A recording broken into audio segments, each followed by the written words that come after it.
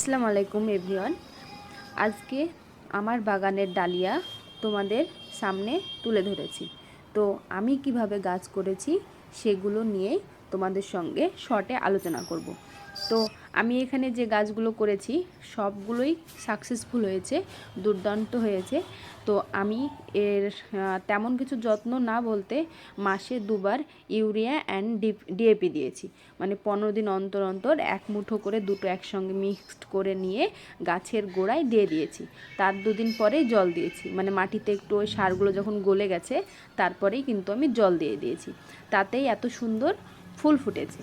এবং এক্ষেত্রে যদি কেউ টবে করতে চায় তাহলে টবের ক্ষেত্রেও সেম একই নিয়ম।